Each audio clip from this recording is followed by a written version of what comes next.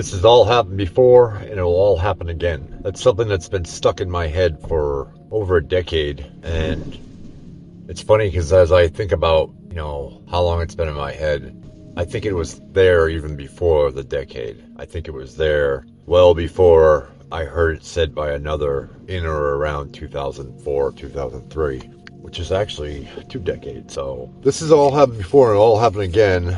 I say that to people sometimes and they'll say, oh, you mean reincarnation or something? And I say, no, reincarnation is the reincarnation of a single soul. So while it may have happened before, it will happen again to that individual soul. But I'm talking about on a global scale, on a what's around me, on my immediate senses. My mother passed in 2019, and when we later on in that year were at her service and we were about to bury her and put her in the ground, I had this overwhelming feeling that I had been there before. I believe in reincarnation. I believe that, we come back as a trial, a test over and over again. I don't know how it works. I used to try to figure it out, but I don't even bother with it anymore. It's going to happen. It's going to happen. When I say I believe in it, it doesn't mean that I'm going to achieve it or get it, or I have no factual proof that it could happen. Some of my close friends often will ask me if I think I've lived before, because I notice things when I go to certain places that it all seems familiar.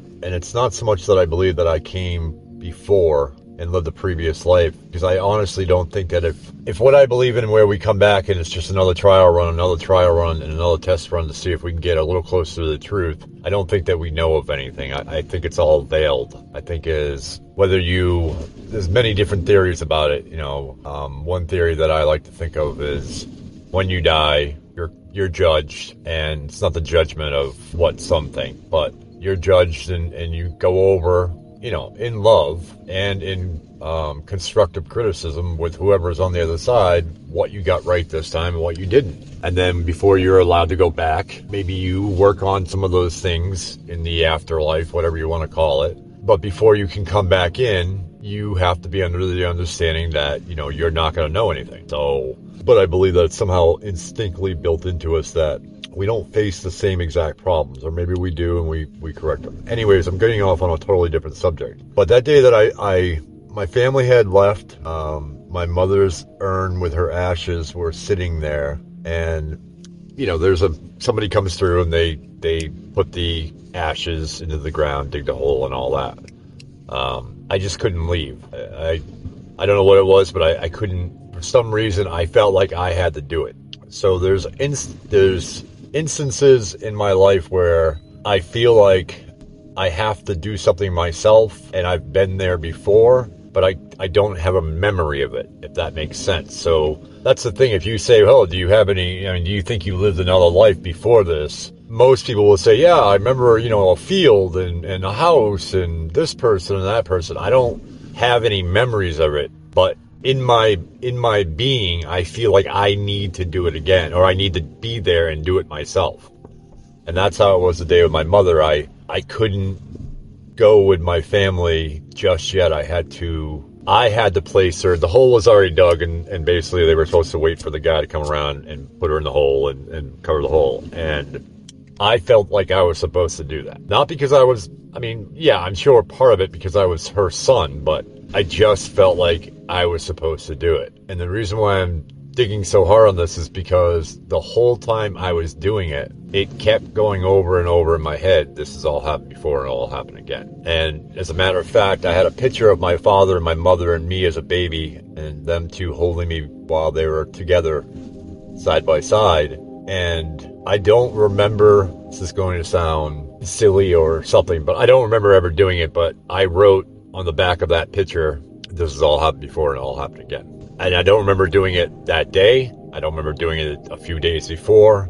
I don't know. But somehow I did it, or it was done. It was definitely my handwriting, so I did it. And I left that at my mother's grave. There are times where I go to Gettysburg. I like to visit Gettysburg a lot. I'm a history buff. I'm not a big Civil War buff. I don't go to reenactments or anything like that. I don't read the countless, endless books or watch documentaries. But I don't spend a lot of time in it. I do a lot of traveling down through Virginia and Pennsylvania and all that. And whenever I do, I feel compelled that I have to go to Gettysburg, and I have to go to one specific spot. in Gettysburg every time. And that's by Devil's Den. Devil's Den is where one of the fiercest battles of the Civil War, of Gettysburg and the Civil War, took place. And there's a tree there.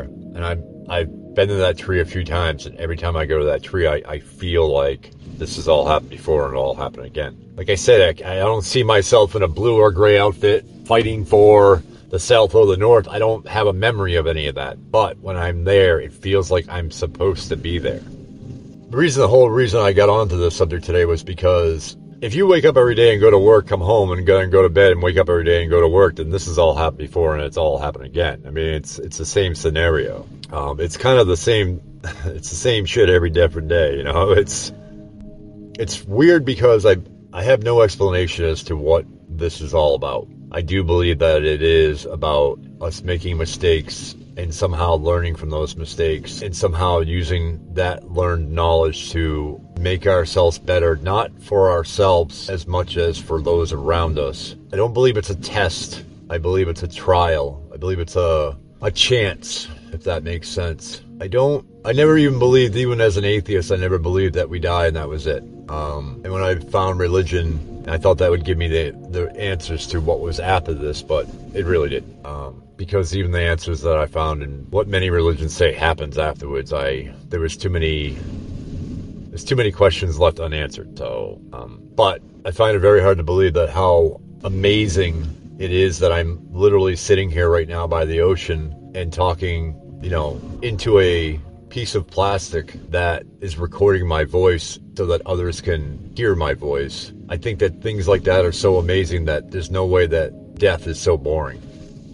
I'm not selfish enough to think, though, that it's only us humans that get a chance or go through the trial run. I think every animal does. I think everything on this planet does. Everything on this planet is living in one way or another. Whether you see a rock moving or not, or whether you see a rock talking or eating, it does not mean that it's not alive. I believe that the essence of life is in all creation on this planet. Though every time I go somewhere, especially the beach, I'm always constantly picking up rocks. I love rocks. I don't know why I love rocks. Again, it's not like, it's like I said before, I don't sit there and study rocks like the Civil War and all that. I don't study them. I just grab them. I like them. I put them someplace. I may never touch that rock again. I literally have a rock in my hand right now, and after I put it down, I may never even notice it again. But this has all happened before and it'll all happen again. There has to be a reason. I think that maybe at one time, maybe I was a rock. Maybe at one time I was a rock sitting on the ocean, just sitting there, wobbling in the water. You say, well, that's crazy. Well, maybe it is and maybe it isn't. If you can't factually prove that I didn't exist as a rock at one time, then you can't say it's impossible that I did. So, and you think I'm just crazy, you really can't say that about anybody. Everybody will go around and just judge people and say, oh, that guy's nuts. There's no way, he lived before this, or there'll be an afterlife, or he's going to hell, he's going to heaven. You have no factual proof of any of those things. So you can't say that. Everything is impossible until it's done. I don't really know how I got off track on this, but what I'm getting at is that there are too many things, too many occurrences in our daily life that all of you could notice just as easily as I did if instead of talking or ignoring what you hear when you're in a store, just listen. As you make your coffee or you buy your bread or whatever, just listen to the conversations around you if there are any. You don't have to be in a store, it could be anywhere. And you will notice that you have heard that same story that they're talking about numerous times throughout your life. There is no difference now than there was 20 years ago, 30 years ago, or 100 years ago with ladies in their 50s talking about how girls in their 20s or younger dress and act. They have been having that conversation since the beginning. It reminds me a lot of my friends, or anyone really that's, a believer in Revelations and the Apocalypse. And they say, oh, it's coming. It's this year. It's going to happen this year. They've been saying that since Jesus disappeared out of the tomb. And it still hasn't happened. Or maybe it has, and maybe it will happen again. You can think about just about anything in your life and say this has all happened before and all happened again. You woke up yesterday. That means it happened before, and then you woke up today, and it happened again. This has all happened before and all happened again could be used in so many different theories on life and existence. I mean, as I sit here and I stare at these waves, one wave hits and then another one hits. It has all happened before and it will all happen again. What is so hard to believe that we don't come back, or that we do come back, that we live this life and then we come back? What's so hard to believe that this planet on a whole, without even saying it's individual resurrection or individual reincarnation, what's wrong with saying on a whole that every 2,000 years this planet blows up and then it all happens all over again? Well, there's no proof of that. Well, that's funny. There's no exact proof of how the Big Bang happened, and there's no exact proof of how God created it. So, if it's impossible until it's done, it's very easy to believe that this all happened before, and it can all happen again. Philip K. Dick is an author. He's wrote many books, many a sci-fi book, and he's actually, a lot of his books were some of the best sci-fi movies or thrillers. Really good thrillers, ones that actually make you think and use your brain, not just senseless action and stuff. And those movies were made, Blade Runner being one of the best. And he believed that this has all happened before and all happened again, but he believed that some are harvested out of this planet and they're put onto a different planet. Same exact scenario. He basically is going for dimensions. On top of our dimension now, there are split dimensions, many of them. There could be 1, there could be 6 billion. There could be infinite amount of numbers. Even though we don't know it, we don't see it all around us during the day, there are things happening that are scientifically proven. That there's a lot of things that we don't see with the human eye. Do you ever catch your cat or your dog just staring at something and there's nothing there? They can see stuff that we can't. So what Philip K. Dick imagines is that somebody reaches a certain amount of, I guess you could call it righteousness or understanding of which way life can go, and stops acting in a selfish way and starts acting instead of a service to self, he starts acting into a service to others way. And then therefore he is transported to another